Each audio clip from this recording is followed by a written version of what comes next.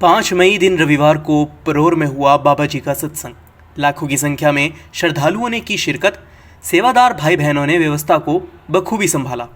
बाबा जी ने सत्संग में आज नाम की महिमा के बारे में विस्तार पूर्वक समझाया। बाबा जी ने सत्संग में समझाया कि नाम क्या है, नाम की महिमा क्या है, नाम कहाँ वास करता है। बाबा जी द्वारा फरमाए गए सत्संग को विस्तार से सुनने के लिए बने रहे वीडियो के अंत तक। नमस्कार, आदाब, सत श्री अकाल। आप सभी दर्शकों को राधा स्वामी जी। स्वागत है आप सभी का सिटी वेब न्यूज़ पर। बाबा जी ने 5 मई दिन रविवार को परोर स्थित राधा स्वामी सत्संग केंद्र में सत्संग फरमाया। बाबा जी तकरीबन 9:45 के आसपास पंडाल में पहुंच गए थे। राधा स्वामी सत्संग ब्यास के प्रमुख संत गुरु बाबा गुरिंदर सिंह ढिल्लो जी ने लाखों की संख्या में आई संगत को दर्शन देकर निहाल किया। आज जिस बाणी की तर्ज पर बाबा जी ने सत्संग फरमाया वह थी, नामे हिते सब किछ होया, बिन सतगुर नाम ना जापे। बाबा जी फरमाते हैं कि यह गुरु घर की बाणी है। बाबा जी समझाते हैं कि परमात्मा की प्राप्ति का साधन क्या है, वो कौन सा मार्ग है जिस पर चलकर हम परमात्मा की प्राप्ति कर सकते हैं। बाबा जी समझाते हैं कि सत्संग में बार बार समझाया जाता है कि नाम की भक्ति, नाम के सिमरन, नाम की कमाई से ही हम परमात्मा तक पहुंच सकते हैं। लेकिन हम यह समझने में रह जाते हैं कि नाम असल में है क्या। इंसान नाम को लफ्ज़ समझ बैठते हैं, जो कि हमारी बहुत बड़ी भूल है। जब हम नाम को जानेंगे नहीं तो जपेंगे कैसे। बिना नाम को जाने, बिना नाम को समझे नाम की भक्ति नहीं की जा सकती। नाम को अलग अलग धर्मों, मज़हबों ने अपने अपने लफ्ज़ों में बयान किया है। मुस्लिम उसे कलमा कहते हैं, हिंदू उसे नाद अनाद कहते हैं। बाइबल में नाम को वर्ड या फिर लोगोस कहा गया है। चाइनीज़ में डोउ कहा जाता है। जैसे एक माँ अपने बच्चे को लाड में कई अलग अलग नामों से बुलाती है, लेकिन बच्चा तो वही है ना, अलग नाम से उसका अस्तित्व तो नहीं बदल जाएगा। ठीक वैसे ही भले ही नाम को अलग अलग धर्मों, मज़हबों में अलग अलग लफ्ज़ों में बयान किया गया हो, पर असल में नाम एक ही है। नाम और लफ्ज़ के बीच का फ़र्क नहीं समझोगे तो कुछ नहीं होने वाला। नाम और लफ्ज़ में उतना ही फ़र्क है जितना कि परमात्मा और माया में है। कई लोगों के मन में यह भी सवाल होगा कि माया क्या होती है। जो कुछ सृष्टि में आता है और वक्त आने पर चला जाता है वह माया है, और परमपिता परमात्मा वह सच है जिसका कोई डेरा नहीं है।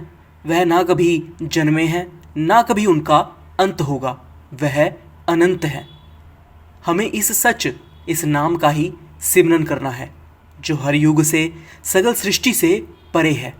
कोई युग रहे या ना रहे, सृष्टि रहे या ना रहे, यह नाम ज़रूर रहेगा, और हमें इस नाम की ही भजन बंदगी में लगने की ज़रूरत है। नाम ही ईश्वर है और ईश्वर ही नाम, और इस नाम ने ही सगल सृष्टि की रचना की है। नाम कहीं बाहर नहीं है, नाम हम सबके भीतर ही समाया हुआ है। नाम शब्द के बिना मनुष्य का छोड़ो, संसार का भी कोई वजूद नहीं है। जिस दिन मालिक ने मौज में आकर संसार से यह नाम, यह शब्द वापस बुला लिया तो प्रलय आ जाएगी। उस दिन इस संसार का अंत हो जाएगा।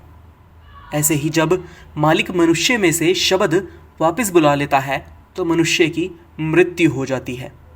शब्द जो है वह कोई लफ्ज़ नहीं, वह मालिक की ताकत है। बाबा जी फरमाते हैं कि गुरुमुख की संगति से आप अपने अंदर समाये नाम को जागृत कर सकते हैं, नाम की पहचान कर सकते हैं। नाम हमारे अंदर ही विराजमान है। ऐसा नहीं है कि हम किसी महापुरुष के पास जाएंगे और वो कोई जादू करके हमारे अंदर नाम डाल देंगे। नाम को हमें ही पहचानना होगा। सतगुरु केवल उसकी युक्ति बताएंगे। बाबा जी आगे समझाते हैं कि जैसे मोतियों की जो माला होती है, उसमें मोती एक धागे में पिरोए जाते हैं।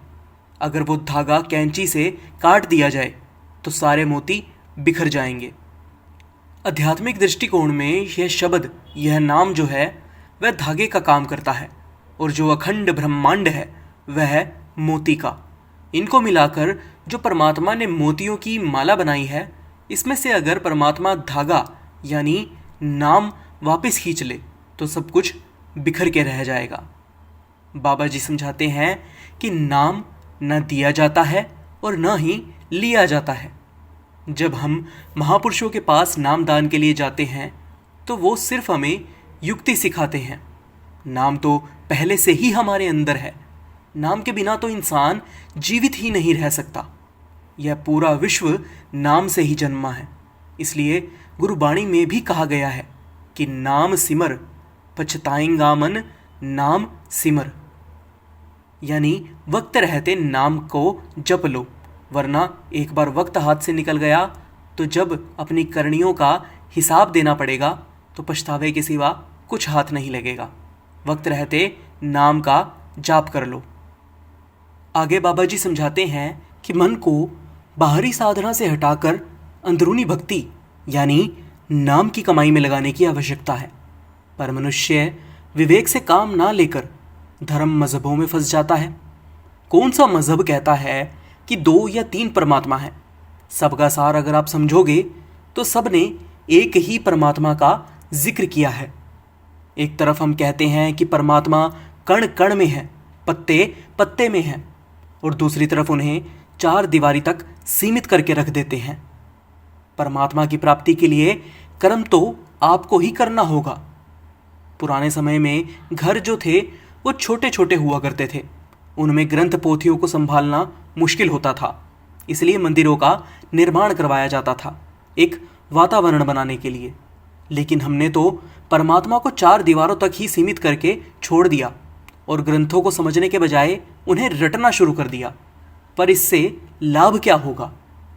बाबा जी समझाते हैं कि परमात्मा की प्राप्ति के लिए मनुष्य को चाहिए कि पहले वह खुद को परमात्मा के लायक बनाए, और परमात्मा के लायक बनने के लिए खुद को नाम की भजन बंदगी में लगाना होगा। एक बच्चा जो स्कूल जाता है वह खाली अगर मास्टर जी के पैर छू ले, उनकी पूजा कर ले, उनकी धूप बत्ती कर ले, इससे उसको पढ़ाई तो नहीं आ जाएगी, डिग्री में वो क्वालिफाई तो नहीं कर पाएगा। या फिर जो स्कूल की किताबें हैं उनको समझने के बजाय, उनसे सीखने के बजाय वह खाली उनको अगर रट ले तो रटने से वह सफलता तो प्राप्त नहीं कर पाएगा। ठीक वैसे ही हमें परमात्मा की प्राप्ति के लिए ग्रंथ पोथियों को रटने की नहीं, उनको पढ़ के उन्हें समझने की ज़रूरत है और उनको समझ के अमल में लाने की ज़रूरत है। हमें परमात्मा के लायक बनने के लिए खुद को नाम की भजन बंदगी में लगाना होगा, उस नाम की भक्ति में जो हमारे अंदर ही है, जिसके बिना हमारा कोई वजूद नहीं है।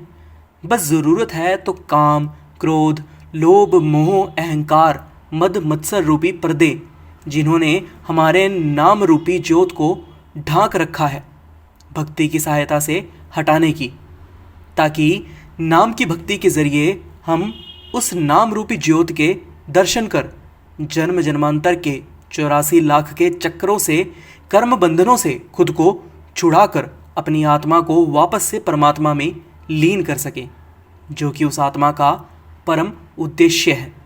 नाम जाप से ही हम अपनी आत्मा रूपी स्त्री का उस मालिक रूपी पति से मिलन करवा सकते हैं। एक स्त्री सौभाग्यवती तब कहलाती है जब वह सुहागन होती है, अपने पति के साथ होती है। ठीक वैसे ही हमारी आत्मा जब अपने मालिक के चरणों में रहकर उनकी सेवा करेगी तब सौभाग्यशाली कहलाएगी। सत्संग केंद्र पहुंचने के लिए सुबह सवेरे से ही श्रद्धालुओं के वाहनों की कतारें लगनी शुरू हो गई थी, जो सत्संग शुरू होने तक जारी थी।